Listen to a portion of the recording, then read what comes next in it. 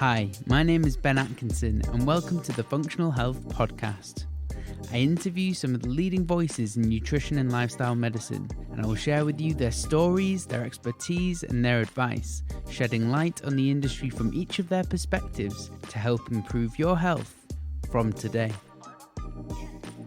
This week, I'm delighted to share with you my conversation with Dr. Eric Zielinski. Eric has become one of the leading speakers and authors in the therapeutic properties of essential oils, and today we dive into the research and the many ways these oils can potentially benefit health and well-being. So, without further ado, Eric, welcome to the show. Ben, thanks so much for having me. I'm really excited. The more that I do this, the more I appreciate the ability to communicate across the pond through the internet. And so we see things differently, or cultures approach things like essential oils differently. And I know folks in the UK and in Europe have a unique approach to aromatherapy, quite frankly, much different than in America, and even much different than in Australia and other countries. So we can maybe talk about that, but it's an honor to share this with your community. Yeah, it's an absolute pleasure to have you on, and I would love to dive into those things. I actually came across your work originally on different summits, and you talking about the medicinal properties of essential oils. And I have to admit, I didn't follow through, years ago, as I probably should have done. So it is great to finally speak to you and learn more about this truly fascinating topic. First of all, I imagine some people might find this topic very unusual, and you alluded to it a little bit before, and they might think it's quite woo-woo. How can a smell from an oil have health benefits? But there's actually so much more to essential oils than people might realize, right? When was the first time you realized that essential oils could have a medicinal benefit? Well, for me, it happened when I was required for a project. It was actually my job. I was a medical writer for hire, essentially. Mm-hmm. And one of my clients commissioned me to write a series of public health reports on essential oils. So it was literally my job to read hundreds of clinical trials, peer-reviewed, PubMed indexed from all across the globe, the research trials substantiating the therapeutic efficacy of using those volatile organic compounds, whether extracted individually like limonene, menthol, or camphor as an individual component, or collectively in oils that we know as like orange oil or peppermint, and seeing how these oils had a therapeutic effect on balancing blood sugar, balancing blood pressure, helping reduce stress, anxiety, mood boosting, depression, even things like soothing inflammation and helping people with chronic disease and conditions, which is the focal point of my upcoming book, The Essential Oils Apothecary. So that really was my own conversion story. And I call it like, it was kind of like a conversion. I was blind, then I could see. Like I marginalized essential oils. Being a man, I marginalized essential oils as smelly stuff that my wife used. And I loved and I still do. My wife smells beautiful. It's provocative. It's evocative. And she doesn't use those colognes or perfumes that have that toxic overload in them. So my body really responds well to the aromatherapy that she wears. But I kind of jest because, like we were talking before we aired, I'm athletic. I'm not a competitive athlete, but I like to, do 5Ks with my kids and race. And I play beach volleyball with my friends every week. Like, I'm not going to go play beach volleyball or basketball or football wearing ylang-ylang. My guy friends will take my guy card away from me. Like that was my thought. It was like, well, I can't be walking around as a man smelling like flowers. To be very real. And I've heard many men tell me the same thing. Well, when I started looking at the research, I'm like, well, this is a lot more than just the inhalation of essential oils. And that's what I want to maybe preface and correct our thinking here. Mm-hmm. Essential oils can be used in a variety of ways. Primarily, people think, and traditionally, from the beginning of time, from our ancestors burning leaves and roots and trees and things as incense, that's inhalation of essential oils. But then when our ancestors started to experiment with other oils like olive oil and other carrier oils that they had, like coconut oil and those things, and they started putting herbs into them, they actually made herbal extracts, which essentially extracted out the essential oil. Perfect example is the story in what we know as the Old Testament, the book of Exodus, where God told Moses, get this big old vat of olive oil, put some myrrh, calamus, and cinnamon and aloe, and let it just soak for a while. Like, that was an herbal extract. That was an antimicrobial herbal extract. And that olive oil, what it does is it just through simple diffusion, the essential oil gets extracted out of it, and you get this nice, lightly medicinal, therapeutic, aromatic experience through this herbal extract. Well, fast forward to where we're at today, we know much more about essential oils. Not only can you inhale them and put them topically on your body, but you can ingest them. And that's where the medicinal aspect really comes into play, but it needs to be done properly. Just like how you're not going to go to the pharmacy and get a sleep medication over the counter and just take a handful because you think that's the right number. You're going to look at the instructions. You're going to look at the label and be like, okay, how many pills per dose? The same thing with essential oils. And I could go on and on and on, but one thing I'd like to share with people who wonder, like me, who maybe might be skeptical, is the reality of what we see today. Every pharmaceutical on the planet today has a basis in plant-based chemistry.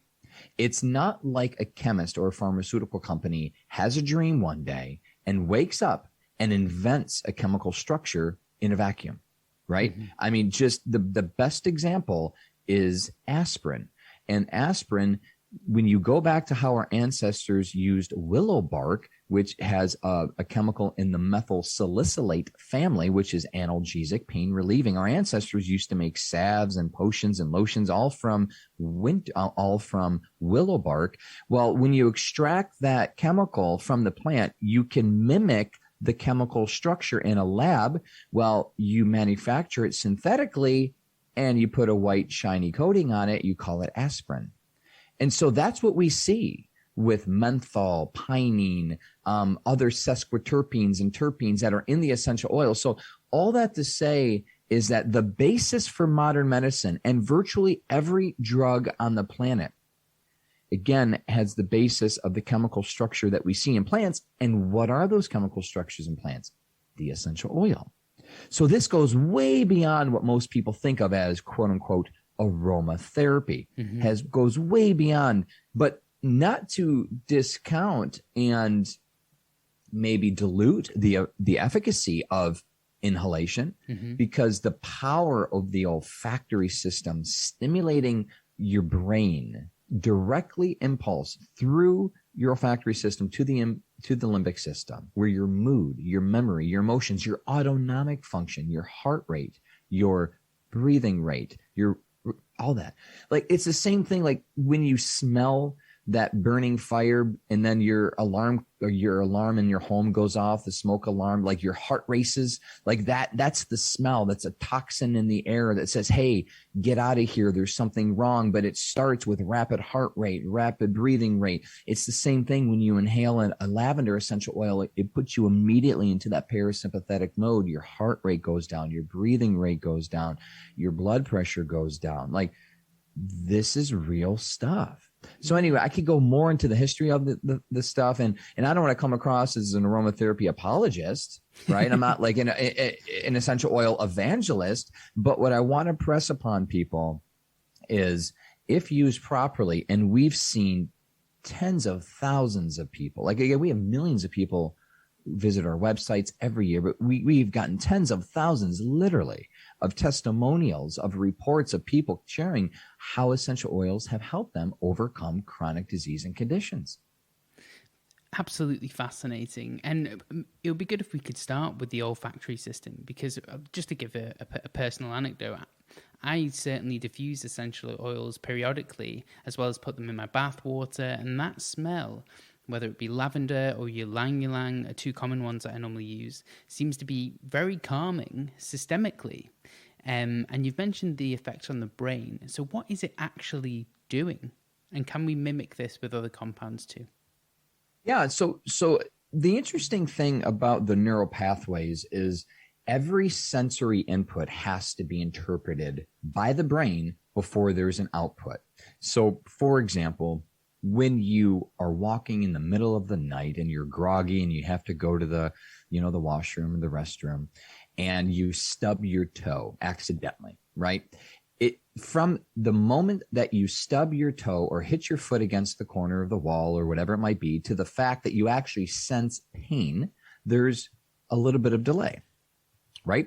And you see this in children, and I have 5 children, and I've seen this. Like we have a brand new baby Ezekiel, 7 months, and baby Ezekiel just did something. Congratulations. Oh, thank you. A bit belated now, but still. Yes. Well, I've seen this neurological interpretation in real life with my baby. And again, just for people, you might cut yourself when you are, shaving, but there's that split second of a delay before you actually feel pain. Well, with children, that's much more delayed. And people that have kids, you know what I mean? It's like they hurt themselves and literally 3 or 4 or 5 seconds later, they start crying, because their neural pathways are developing and it's slower. Why does that happen? Because they're in the thalamus of your brain. The pain signal, the sensory input needs to be interpreted. And then you need to be able to determine what to do. Why am I mentioning this? Well, with olfaction, your sense of smell, this is your primal first sense that's developed in utero. Your limbic system, where it is interpreted, is your primal brain. And this is really what connects us with the primates at the core of who we are as mammals. So when you smell something, there is no thalamic relay. And this is really important. So when you smell something, the impulse immediately impacts the brain. And so the brain will then sense, okay, this is what I do. And that's why, not to be too crude, but that's why cocaine addicts get a quicker high than someone who's, injecting heroin. Mm-hmm. I mean, just the olfaction aspect of it. So when your nose is lined with a nasal mucosa with millions and millions of nerve impulses that again stimulate through the sense of smell, your olfactory system, and how it works at the neurological mechanism is very similar to how a benzodiazepine or a Prozac or any sort of mind-altering drug works, is that it produces neurological impulses, which will then stimulate hormone secretion, neurotransmitter secretion, and the like, endorphins.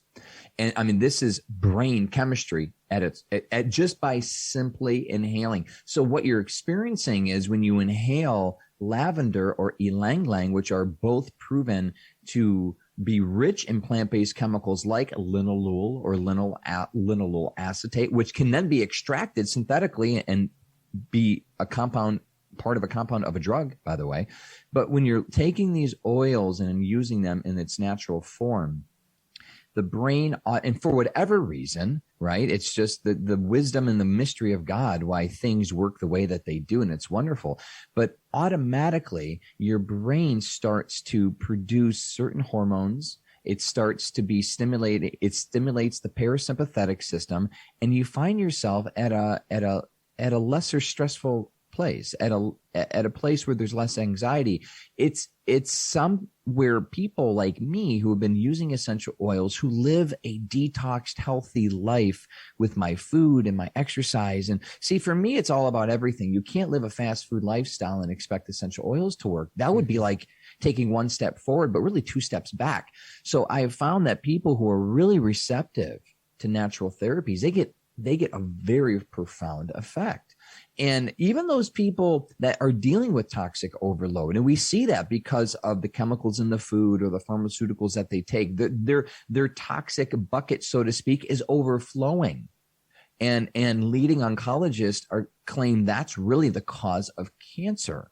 And so we're kind of flipping this around where instead of inhaling those synthetic fragrances that are always in the air and we're putting on our skin with our soaps and lotions and sanitizers, when you're using something that's natural, completely natural, based from what we see in plants, the body has receptors where they know what to do. And this, I don't get too technical of it, but when it comes to the lock and key mechanism of neuroreceptors and mechanoreceptors that really stimulate nerve impulses and the secretion of hormones, the problem with synthetic chemicals, and this is why drugs will always have a side effect to them, because it's like you taking a drug is synonymous to putting a key into a lock, but it's missing a tooth. So yeah, the key can get in the lock, but it really can't truly open up the door in a way where you might have to jar it a little bit, or it's like a broken key. That's this lock and key mechanism that we see allowing things in the cell, out of the cell. But in nature has the proper key that God designed the body to interact with. So that's why you see people using supplements, eating food, and taking essential oils, and they don't experience side effects ever. And that's what I want to press upon people. If used properly, eating the right foods, taking supplements that are pure, and using pure essential oils will never give you an adverse reaction if you use them properly. Mm-hmm. But no drug on the planet can boast that. And again, why? It's just because of how we were designed, and we were, quite frankly, designed, and we've evolved over all these years to have true symbiosis with nature. Awesome. Absolutely fascinating. And I just want to pick up on one of the points that you mentioned there as well. When you say about using them properly, I think it's important to emphasize that you can't use all essential oils in their concentrated form. I mean, everyone's heard, I say everyone, I think a lot of people have heard about a horror story about someone using a concentrated oil of oregano, or oregano, as we say in the UK. Yeah, that's kind of interesting that you mentioned that. It's ironic, so to speak, because right around the same time I was doing my research and I was writing my reports for my client, 7 years ago, mm-hmm. I was experimenting with essential oils because, again, I was like, wow, oregano, as you say, and proven antibacterial agent. I mean, shown to kill MRSA, which is an antibacterial resistant bacteria. So, I mean, antibiotics don't work, antibiotic resistant. So that's something to consider when you're looking at essential oils that can have a profound antifungal and even antiviral effect.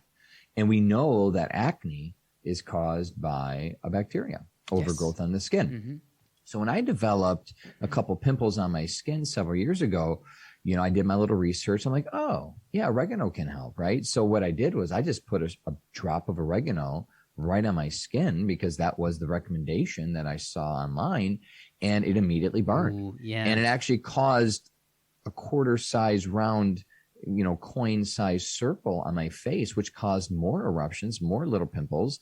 And I was like, this stuff is like this isn't what I expected. I was expecting a desired reaction. And then I realized, I needed to dilute it to a 1% dilution, which is basically one drop of essential oil in like a teaspoon of, or whatever, be a half an ounce of carrier oil. Okay. So to your point, yes, certain oils are extremely caustic. They could burn. They're much more potent when it comes to their antimicrobial effects. Mm-hmm. And there are oils that are much safer, like Roman chamomile and lavender. Many aromatherapists recommend that they could be used straight or undiluted. I always recommend diluting them for a couple of reasons. Actually, you're saving money. And one thing about essential oils we haven't discussed is, what are they really? I mean, they are volatile organic compounds. Mm-hmm. Volatile meaning they readily evaporate.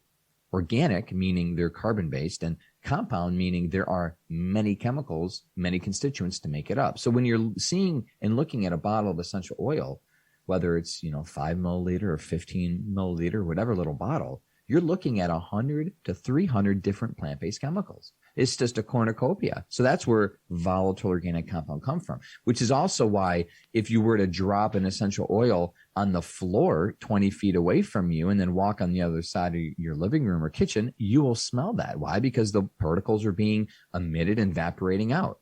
So when you put an essential oil on your skin, if you don't use a carrier oil, you're getting more off-gassing. You're literally wasting your money. So using a carrier oil like olive oil or jojoba, sweet almond, whatever it might be, any kitchen oil that you cook with actually works great too. It actually helps encapsulate the essential oil and prevents off-gassing, opens up the pores so the oils will actually penetrate into your bloodstream. And they're transdermal. See, they're lipophilic, hydrophobic, they're fat-loving, water-hating compounds. They're not essential, nor are they oils. I mean, really, they're not essential for life, and nor are they oil. They're not going to leave an oil residue. And the reason they're called essential oils is because they've been known and they were thought of and seen as the very essence of flavor and aroma. They're known as the very essence of flavor and aroma. And because they are transdermal and they dissolve so readily well in fatty carrier oils like olive oil, that's where the name essential oils came from. So all that to say is research has shown when you apply an essential oil diluted onto your skin, the chemicals in the oil will be detected in your bloodstream within minutes. So that's how you get this systemic effect. That's how it helps with inflammation. That's why in our book, we're talking about fibromyalgia and chronic fatigue syndrome. Essential oils can do wonders for people. And then when we're targeting other more serious conditions like Alzheimer's, which is basically neurological brain inflammation, we see the same thing where essential oils can really help people mitigate a lot of not only risk factors associated with developing Alzheimer's, but the symptoms once someone gets that. If someone really starts to develop dementia or Alzheimer's, essential oils can help stimulate memory, mood, emotion, and even if it's just helping an Alzheimer's patient be less aggressive, which is a primary concern for caretakers. A lot of folks, as they age and their brain becomes so inflamed and damaged, the essential oil can help reduce that aggression. That is a hallmark of Alzheimer's. That's absolutely fascinating. And it's incredibly interesting to hear you speak about this because it seems like each oil has a specific function and a specific purpose. And they're essentially like functional tools. And in your new book, The Essential Oils Apothecary, you suggest that essential oils can be used to help with almost any chronic health condition. Now, you just mentioned Alzheimer's disease and calming that kind of agitation and aggression. What kind of oils would you use in that instance, and what would be the delivery mechanism or the method of delivery? Sorry. Yeah, and you know what? To clarify what you mentioned is there is a slogan in America and other places where there are multi-level marketing companies. So I'm assuming, and I know that there are multi-level marketing companies that sell essential oils where you live in the UK and Australia and quite frankly all around the world. And there's a slogan in this world, in this industry that says there's an oil for that. Right? It's cute. It's on your mugs, it's on your t-shirts, they have pens. And what I want to caution is the danger of looking at an essential oil in the same way like a doctor looks at an antibiotic as the first approach to basically every sniffle or cough. Mm-hmm. And because the reality is what I'm proposing according to the research is that essential oils can help you one way or another, whether it's addressing the root cause of a condition, which is primarily when it comes to chronic disease, it's inflammation. And we know that essential oils are inherently anti-inflammatory. They're rich in antioxidants. And this is something that again, how does this work? You cannot find any food or supplement in the world that can compare on any level to the antioxidant quality and content of an essential oil. And why? Because it's pure concentration. So when you pick up your bottle of lavender, and let's just maybe hang out with lavender because that's the oil to answer your question about Alzheimer's but others. But when you're picking up your bottle of lavender, if it's a 15 milliliter bottle, you're literally holding in your hands 3 pounds of lavender flowers. Wow. Okay. That's hard to conceptualize. I mean, 3 pounds. So again, they're natural, but they're really not, in that you're not going to find lavender oil in a lavender field. You have to extract them through steam distillation or other CO2 mechanisms. So you're looking at something you cannot find anywhere else on the planet. And same thing with supplements. You're not going to find any dehydrated herb or spice because they're great. They're wonderful, but nothing is as concentrated. So when you're looking at the therapeutic efficacy, that's why. And so when you're looking at, no joke, when you're looking at the ORAC value, the antioxidant value of foods and supplements, clove oil has been reported to have 1 million ORAC points. To compare, wild blueberries, which we know are wonderfully healthy, great with great anti-inflammatory, has wonderful antioxidant quality, but we're looking at roughly between like 5 to 10,000 ORAC points in blueberries. I'm talking 1 million. So you can't even compare. You can't even compare. So that really, at the end of the day, is what I'm proposing to people is like, look, there are things that you could do, and primarily is symptom-based management. So going back to Alzheimer's and dementia, one thing that comes up a lot, and I actually cover this in other chapters of the book, is aromatherapy hand massage, which, by the way, has been one of the most heartbreaking situations and scenarios to witness during this pandemic, is the isolation of the elderly, primarily people with literally no physical contact, and people in some countries that are in forced quarantine where they have zero contact with people. Yeah. And I know we talked about this a little bit before the show, but what I'm asking people to do is, we need physical contact with people as long as it's safe, as long as you are in a position where you feel comfortable. But even more importantly than that is social interaction with people. And this concept of social distancing needs to be corrected. And we need to look at it not as social distancing, but physical distancing.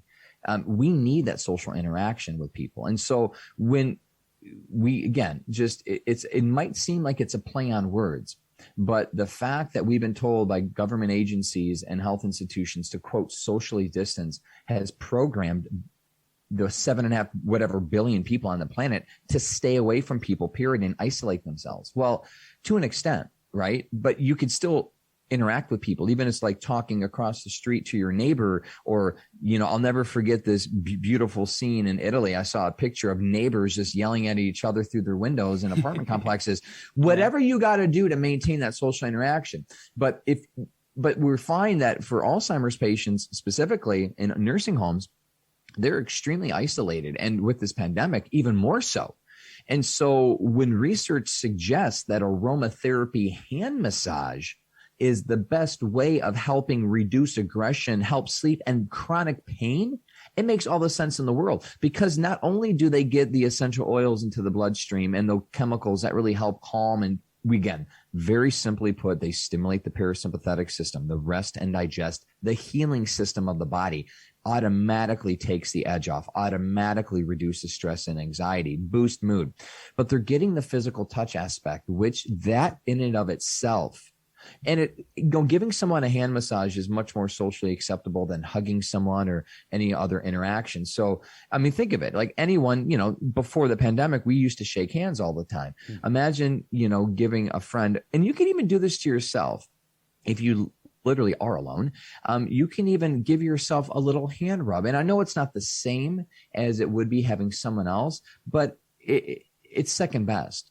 And just having that stimulation of your hand does a wonderful thing. But believe it or not, chronic pain, fatigue, Alzheimer's, dementia, they use this for cancer patients when they're going through chemo to help a lot of the symptoms related to chemo.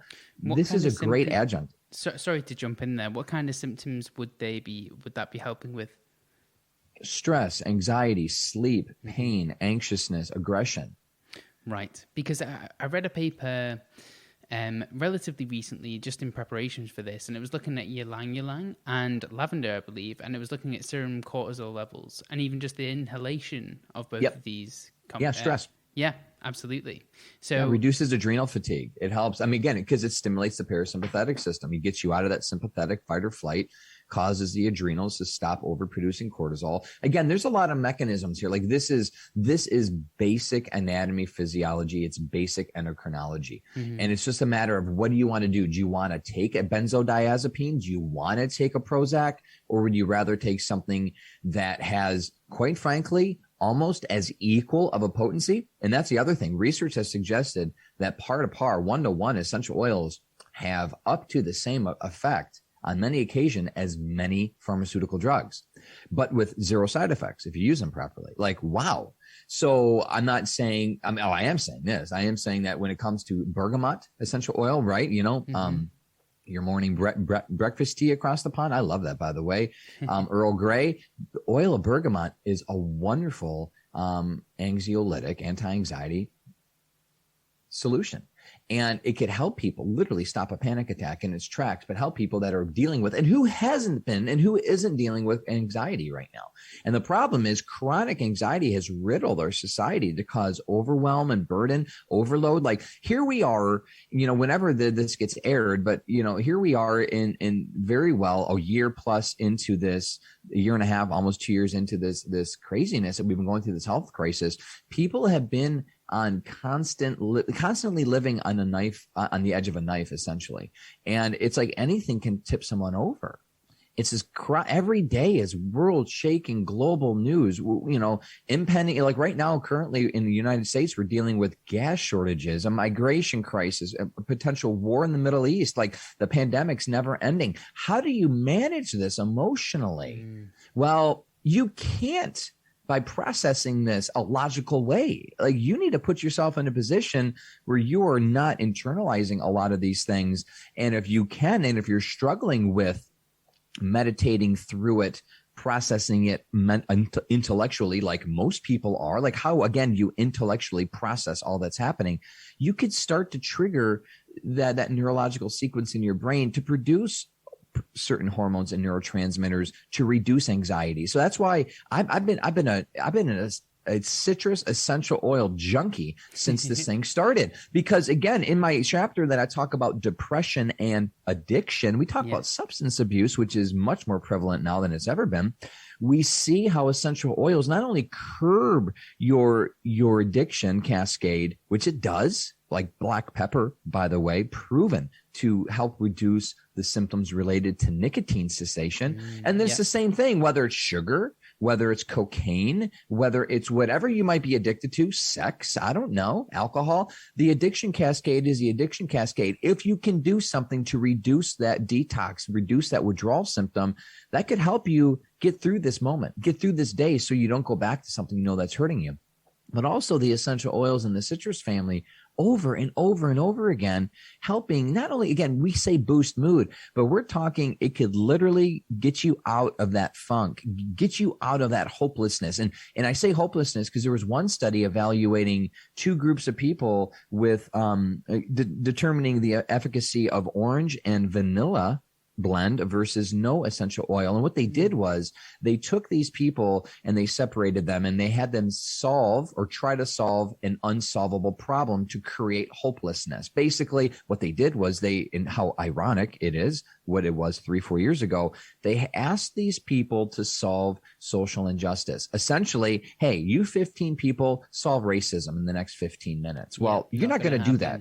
Yeah. And so what it did was that caused hopelessness. It caused, well, this is impossible. It caused frustration. And for the people that were in the sterile clinical environment with nothing else but that task with each other and a pencil paper or, paper and pencil, they did not enjoy the experience. It was, very somewhat depressing for them and it caused hopelessness and helplessness. While the other group, even though they also couldn't solve the problem, because who can, what happened was because they were enjoying the aromatherapy in the era of orange and vanilla essential oil, they reported enjoying the experience much greater. They reported less hopelessness, less helplessness. And if you've ever wondered what makes those crazy half full people always see the silver lining in the cloud, like they are literally wired differently, and we can wire our brain that way. And one way of doing it is biohacking through essential oil. And maybe, it's the same thing if you were to get an orange, cut it in half and just smell the rind. Mm-hmm. Like I will guarantee you that will make you feel a little better. Same thing with a lemon. Same thing with a lime or a grapefruit. That's where the oil is encapsulated in the rind. So that's why when you're cutting your limes and lemons and oranges and grapefruits for your culinary delights, you have that nice, happy smell. Well, that's the essential oil. And so again, clinically proven to reduce hopelessness and helplessness. Like, who couldn't benefit from that right now in 2021? I mean, this is clinical research on humans. This isn't cells in a petri dish in vitro stuff. So this is my argument, is that yes, if you need it and if nothing else works, for sure, go to the pharmacy and see what the doctor can do. Because I would much rather have someone take a benzodiazepine or a Prozac than take their life. I mean, really, I'd rather you do whatever you got to do to stay alive. But the reality is, I would much prefer people to try first a natural solution, because they're not habit forming. Yep. They are designed to help you truly heal. So you'll never need them. And that's the other thing too, y'all. I'm not preaching that you stay on an essential oil for the rest of your life. Like, the remedies that the research suggests brings root cause resolution. So you're not going to have to take cinnamon bark every day to keep your blood glucose balanced. I mean, that's the point, is not to be a slave to an essential oil like people are a slave to a drug forever. Because once you start on the drug path with chronic disease, you're on it for the rest of your life. And once you start one chronic disease track, your likelihood of developing another is infinite.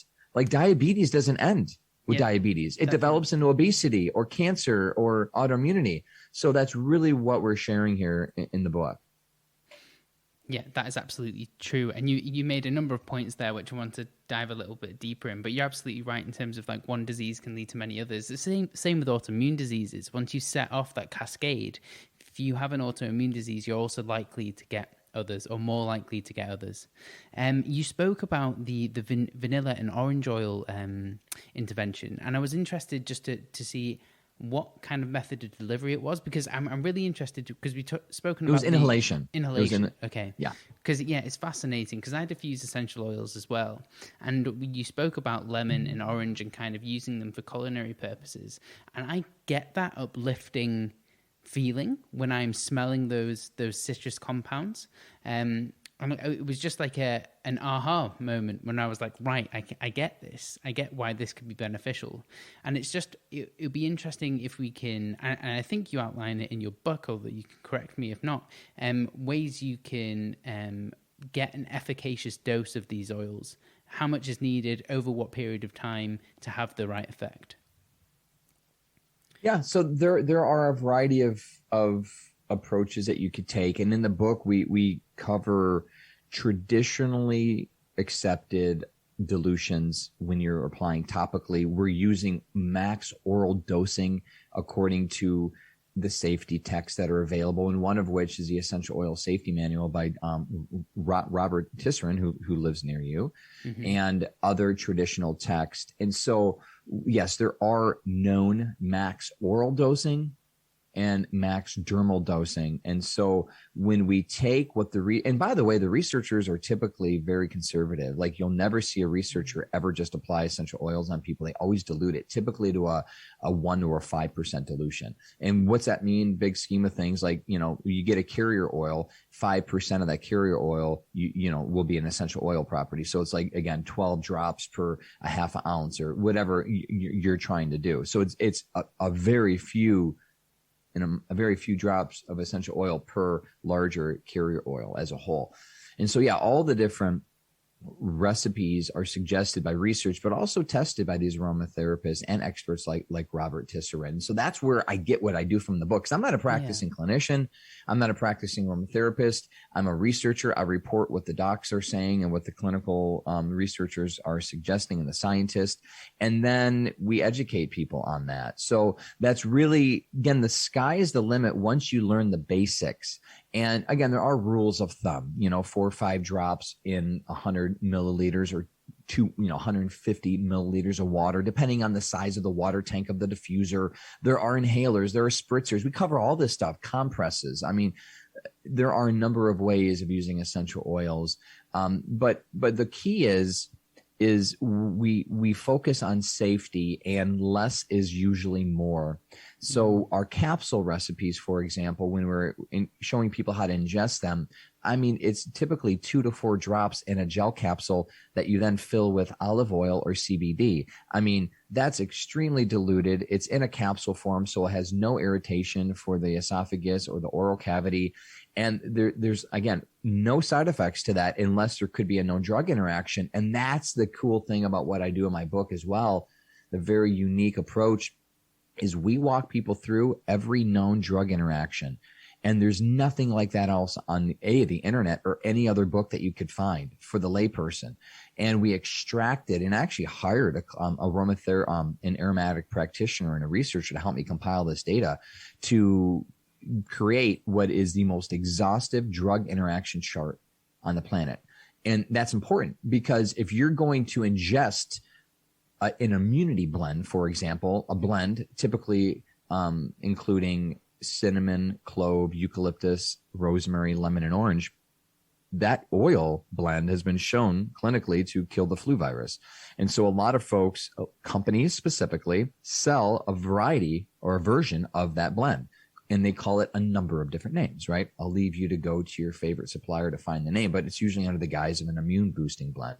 Well, because of clove, well, I want to be careful for people that are on blood thinners because clove is a natural blood thinner. And if you're on warfarin, this could cause internal hemorrhaging if you're going to take this oil internally. Like no one teaches you that when you're buying the oil. And so it's little things like that, like rosemary can cause hypertension. And that's where if people are hypertensive, they need to be careful about making sure they're not around too much rosemary or be cautious of their blood pressure. But for people that are hypotensive, like I cover this in the heart disease chapter, rosemary can help balance the blood pressure better. So there are certain things that we need to be cognizant of. But this does take some trial and error, and it takes, truthfully, following the recipes and the remedies that the researchers and scientists suggest and finding what works for you. And that's what I'll end this with, because what works for me is not necessarily going to work for you. And at a big picture, 50,000 foot view, that's common sense, right? We're different. But the reality is we haven't been taught that. And that's the problem with how medicine has approached everything. Everyone comes in the doctor's office with different sniffles, different coughs, and they all get the same antibiotic. I mean, that's not the approach we need to take. There is not one size fits all for everything. And that's hard for people to recognize, especially how everything's been handled lately. And so there is a unique approach that we need to take because my body isn't going to interact with everything the same as yours does. And that's where I'm trying to help people practice things. Trial and error, and I say the word practice, not tongue in cheek. Like I as a doctor practices medicine or a chiropractor practices chiropractic. I'm trying to help people practice essential oils because you will find what works for you and your family with a little bit of trial and error. And there's nothing wrong with that. Like this whole pandemic has been trial and error, and there's nothing wrong with that. Like that's medicine. That's science. That's like, okay, let's go back to the drawing board. Let's find out what works. Right. Mm-hmm. And that's what we need to have as a healthy conversation in the context of the current health crisis, but also in the context of your current health crisis. Because maybe you're not worried about COVID, but maybe you're just worried about the fact that you're diabetic and you're gaining weight and you've just been diagnosed with COPD. Well, that's your health crisis. How do you manage that? That's complicated, right? There is no one size fits all approach. So anyway, if you work with a healthcare professional that at the very least respects your desire to approach things naturally or use an integrative approach, that's something very special in this day and age. And there are more and more doctors who are embracing natural therapies as a natural adjunct or a complementary therapy to what they're doing. And that's where you want to be if you're interested in this topic. Because this is not an all or nothing approach. It doesn't mean, oh, I just got diagnosed with glioblastoma, I have to take frankincense oil or this chemo. No. Please no. This integrative approach, working with a medical professional to do whatever it is that you need to do to heal, and you'll find that you are going to take some medical interventions. You are going to take some essential oils. You are going to eat differently. You are going to be exercising. It's this holistic approach. Integrative medicine has been one of the greatest things that's happened to us in the 21st century that is now becoming more common knowledge, and more physicians are being trained in this. And so I just want to leave you all with that. is that the research does suggest that essential oils are a great adjunct to and complementary therapy to whatever it is that you're doing. You just need to know that you're using them the right way and safely. And that's where, again, my book will help. Hopefully your medical doctor, your physician is at the very least familiar with this stuff so they could guide or you know what I mean? So that's where the empowerment and the onus goes on us, because ultimately it's not the government's job. It's not my doctor's job. It's not my wife's job or my kid's job. It's my job to be healthy. I love that. Absolutely love that. I think we're very aligned with that integrative and personalized approach, and the fact that the onus should be on us to take control of our own health. I completely agree with you there. Completely agree.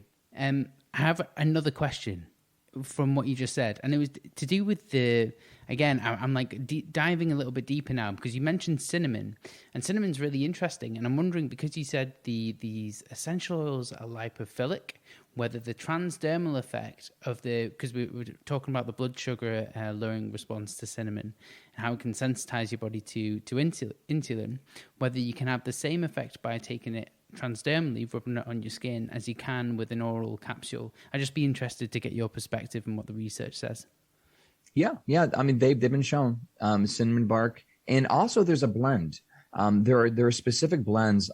Researchers blended fennel and cumin and oregano and cinnamon together, and they found that blend specifically increased insulin's helped increase insulin sensitivity, or increase the sensitivity to insulin, so that the cells would take the blood sugar out of the blood and process it properly. And that's a big deal. Insulin insensitivity is a huge concern for diabetics. So if you could, that's what metformin does essentially. It creates more of a sensitivity. So with that, yes, the essential oil does have a therapeutic effect on that. And all I can share is anecdotal evidence that people have used, especially oil of cinnamon bark, to help with type 2 diabetes. Now, type 1 diabetes, it's an autoimmune condition. I hope and pray that someone finds a solution, because that is one of those where most people end up on insulin for the rest of their lives. But even using essential oils and eating a certain way, my friend, Dr. Cyrus, and his colleague, Robbie, wrote a New York Times bestseller last year called Mastering Diabetes. And they cover a food nutrition approach that, by the way, does include fruit. And that's their big thing. They're plant-based, and they have shown that even as type 2 diabetics, they can have a robust health, eat all the different plants, including fruit. And so to manage it properly. So if using essential oils and if eating the proper foods helps you so that you do not need to inject yourself with insulin every hour, which, by the way, happens to a lot of people, especially if they're on a pump, they're getting constantly inundated with insulin. Like, if your goal is not to be tied to a pinprick every single hour, if you want to, help your body, get to a better place, maybe that is how you use essential oils for type 1 diabetics. But for type 2, I'll just encourage people, completely preventable, completely treatable by lifestyle. And that's the researchers, the medical doctors, we all agree.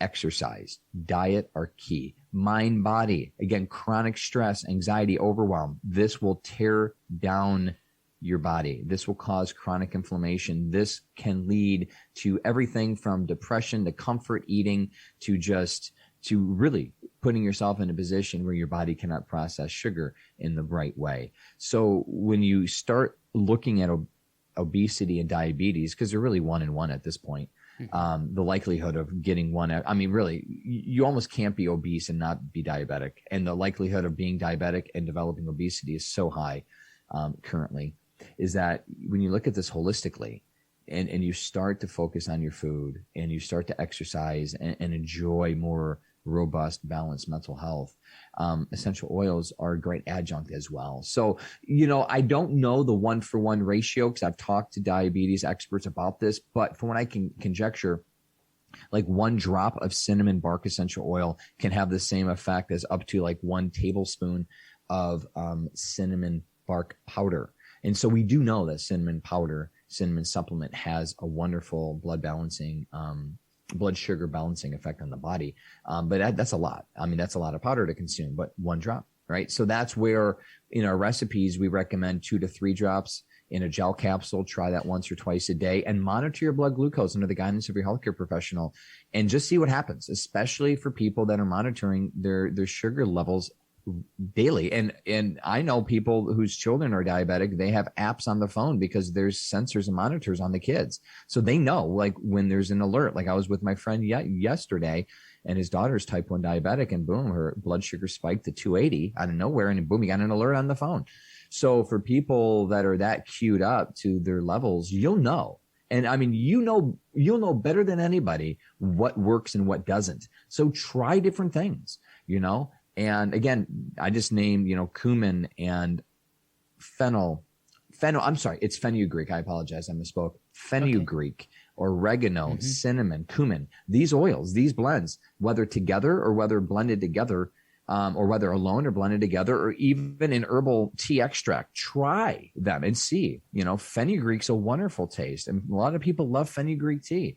Same thing with, adding, like to me, I love you asked me before we started, what did I have for breakfast this morning? Yeah. I love starting my day with a matcha green tea latte, which matcha is a whole form green tea from Japan, a ceremonial tea, which is extremely rich in plant-based antioxidants, like higher, not as high as essential oils, but exceptionally higher than any food that you're going to find at the supermarket.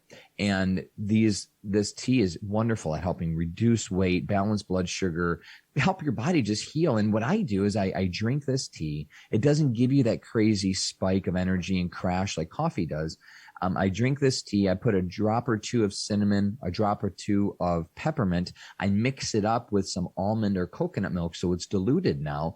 And it's a wonderful. I'll put some liquid stevia in it. It's a wonderful flavor. It's a wonderful healing drink that has been my morning routine for a few years now. And so that's how I use that essential oil in a culinary purpose. And I'll leave people with this. If you're concerned about ingesting oils, my question to you, kind of tongue in cheek, so bear with me. My question to you is, what do you think flavors your Coca-Cola? What do you think flavors your favorite peppermint mint patty or your gum or your ice cream or anything that has the word natural or artificial flavor? It is either an essential oil, a byproduct of essential oil, or a synthetic essential oil.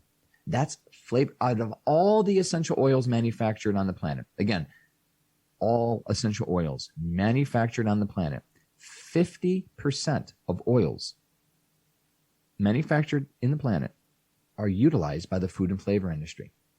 Only a very small percent are used by people like me and you and aromatherapists and the essential oil companies. As large as these essential oil companies are, multi-billion-dollar companies, another big sliver, like 25%, cleaning.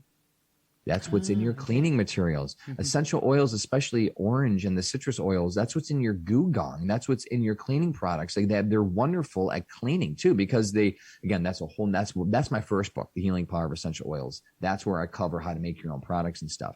But they're great, and not only for the aroma, but for the chemical constituency that they have to break down grime and grease and all the other things that they do.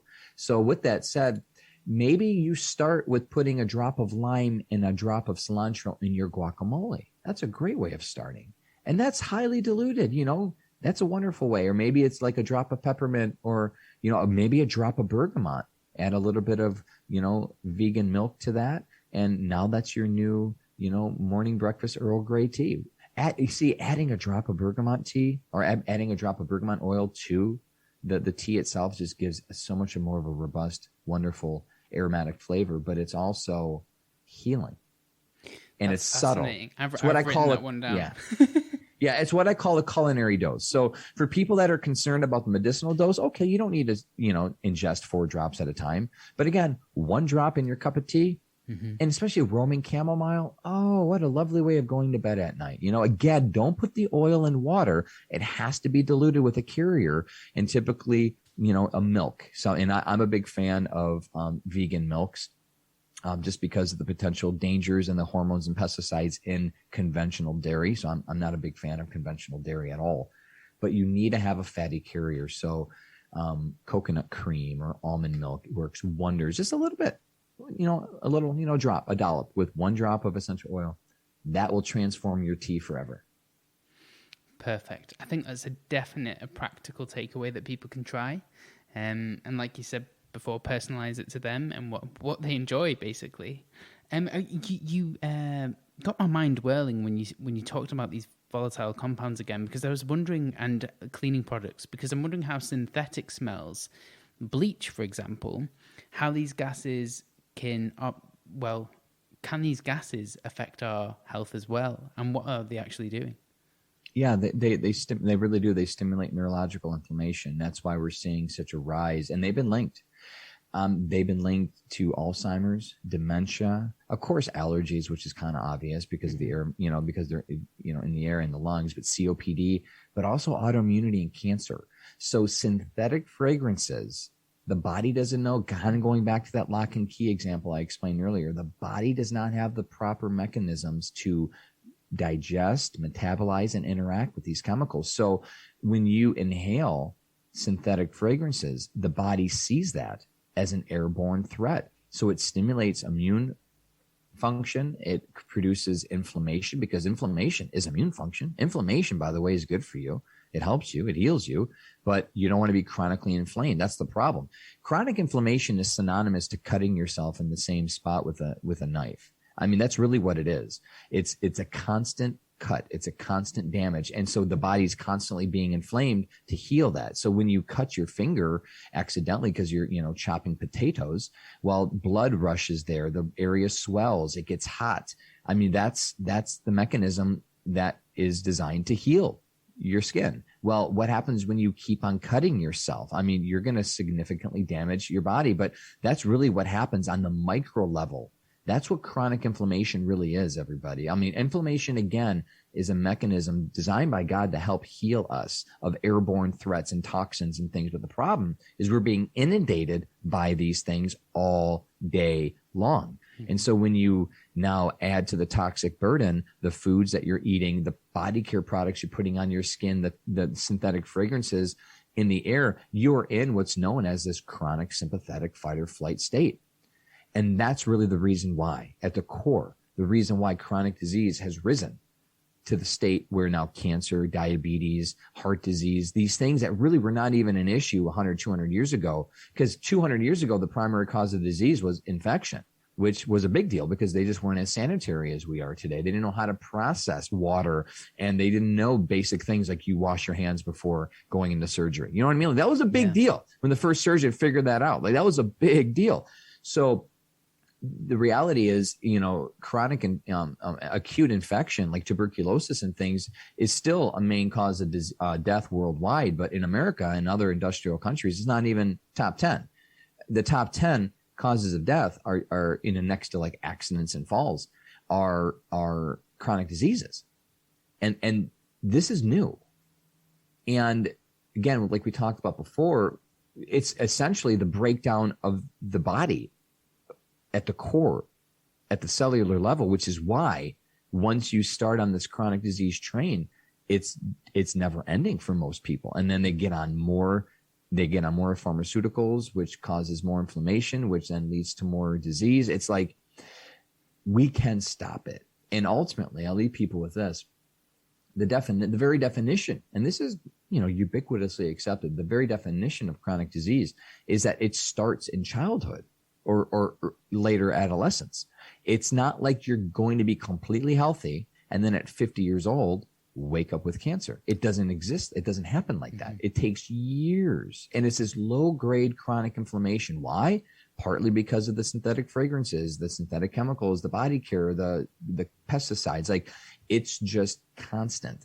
And so the body, whether it's a virus, whether it's a bacteria, whether it's a phthalate or a synthetic fragrance, the body will respond in a very similar way where immune function is stimulated, inflammation is triggered, and the body does what the body has to do to keep itself alive and to rid itself of the threats.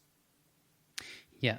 Absolutely. It's the same with autoimmunity, right? Your body, or you can test for these autoantibodies very early on, even though people aren't maybe showing symptoms, for example, thyroiditis or Hashimoto's or something like that.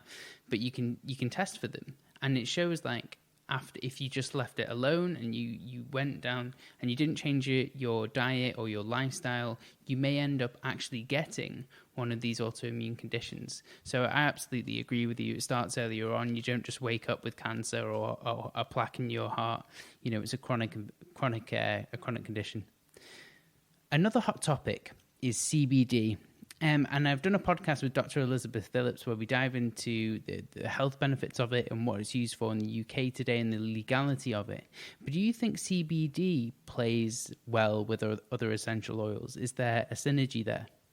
Oh, yeah. Yeah. And I recommend in several of our capsule remedies, because of the effect that CBD has on the CB2 receptors in the endocannabinoid system. Mm-hmm. Essential oils have a very similar effect.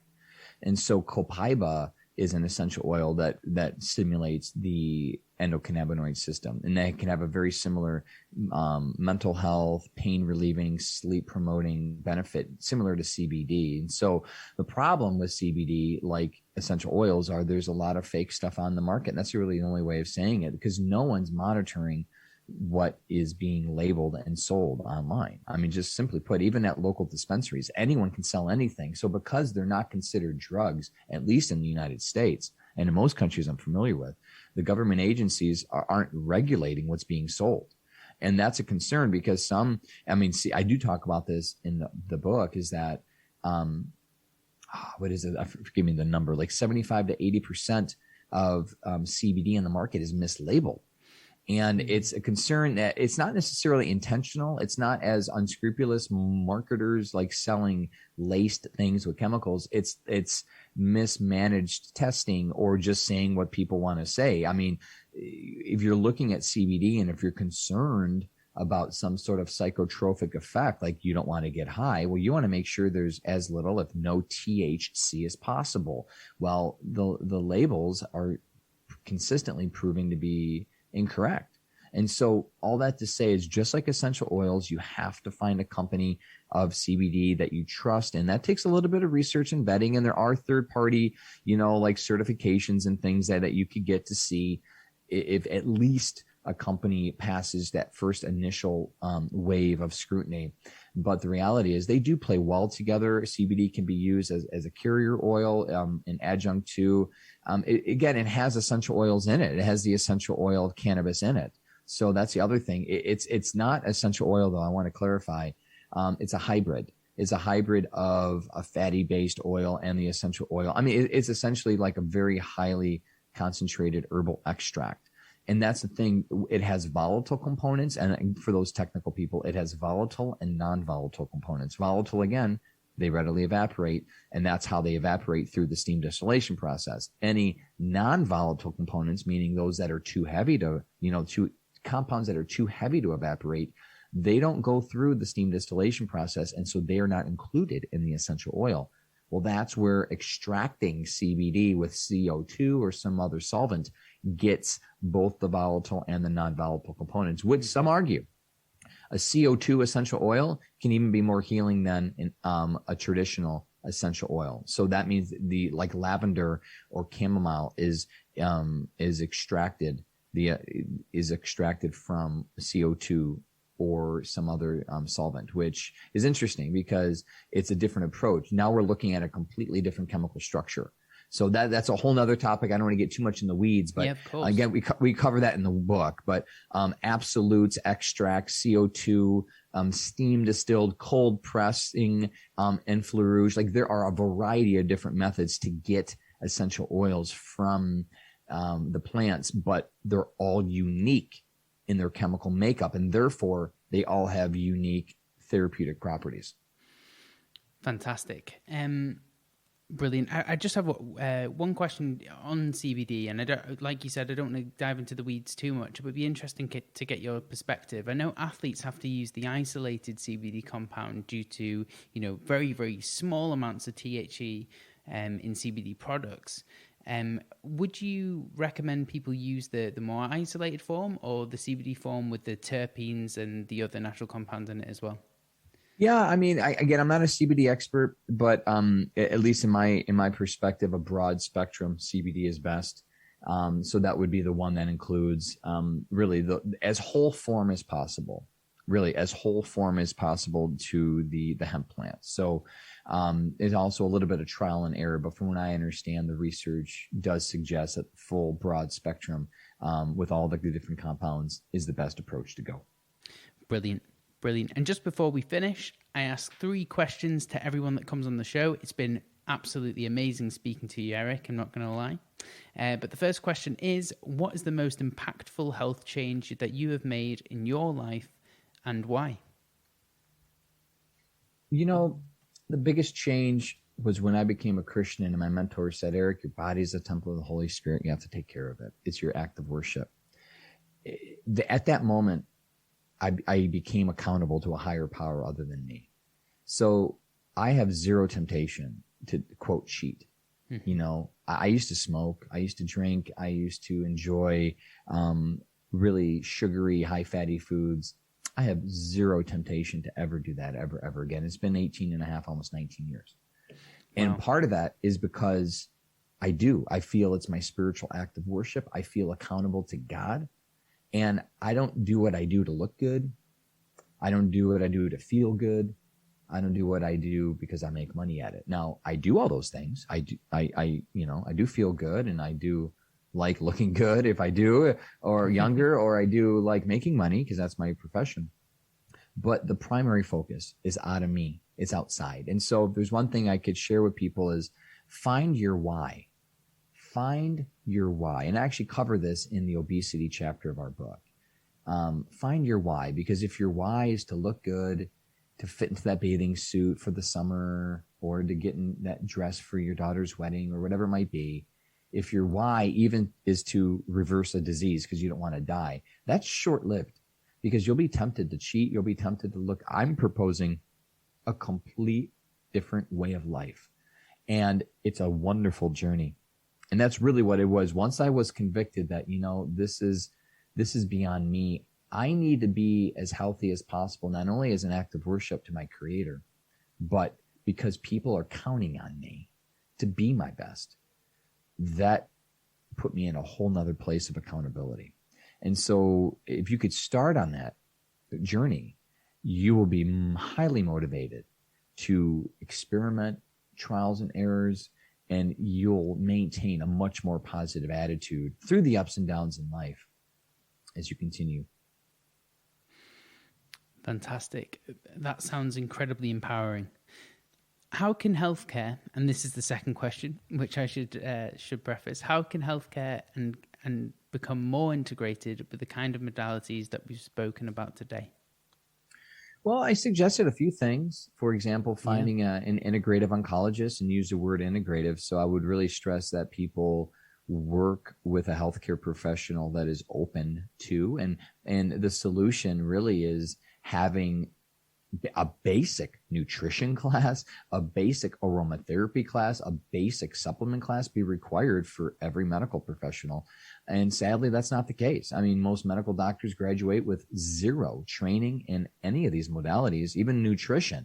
And that's near criminal, in my opinion, because how can someone give health advice and not focus on the primary things that someone can do at home, like eating differently, exercising? So anyway, I think that's the key, is our doctors and our medical professionals just need to be educated and at least introduced at the basic level, so they could speak from a place of at least from an educated place, and then offer more ample opportunities and even incentives for these docs and healthcare professionals to get more continuing education, because that's really what patients need and want. Perfect. And last but not least, actually, before I ask you the last question, can you please tell the listeners where they can find you and what exciting projects you have coming up? Yes, thank you again for having me on the show. It's been wonderful. People can find me online, like most people do, at naturallivingfamily.com. And that website has just a plethora, a myriad of recipes and solutions to help you just experience a wonderful life. Our upcoming book, The Essential Oils Apothecary, comes out September 7th, 2021, and you can get it anywhere books are sold. If you're looking for a nice little gift, we have filmed a series of 17 videos to walk you through how to make a lot of the recipes we even talked about today. And we give more information because we literally jam-pack the book. We have like 50 pages of references alone because all the research that we quote. So our book publisher says, hey, we're cutting you off at 400 pages or whatever it is.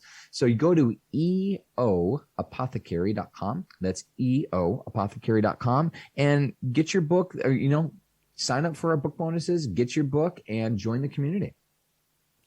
Brilliant. And lastly, can you provide the listeners with 3 quick tips to help improve their health and well-being from today?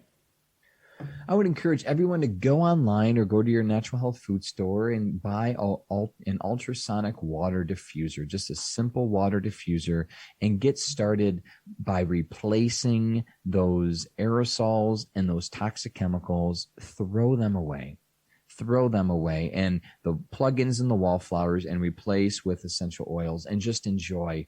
Start with something happy like orange or lime or bergamot, or something calming at night. Like sleep, for example, chamomile, lavender, ylang-ylang. We've talked about those again. So start with that. And as you throw away these aerosols and these poo-poo sprays, whatever you have in the toilet, make your own. And it's very empowering. You'll save a lot of money. And next time there's a shortage of hand sanitizer or soap, you don't care because you can make your own. And that's really the purpose of what we do. And so if you're interested in learning more about that, literally go to our website, pick up our first book, The Healing Power of Essential Oils, has all the recipes that you need to get started. And our next book, The Apothecary, covers that a little bit, but they really dive more deep in the chronic disease and condition aspect. But to leave you with the fact that one by one, you could slowly start to either make your own or buy non-toxic versions of them. And I know that was more than 3, but it's this overarching concept of we're going to stop the income, the input of toxins, and replace that with an input of healthy, life-giving essential oils. Brilliant. Eric, it's been an absolute pleasure having you on the show. I've definitely learnt a hell of a lot, and I'm sure the people at home have done the same. And I really do hope that we can do this again soon. Awesome. Thank you again for having me. God bless everyone.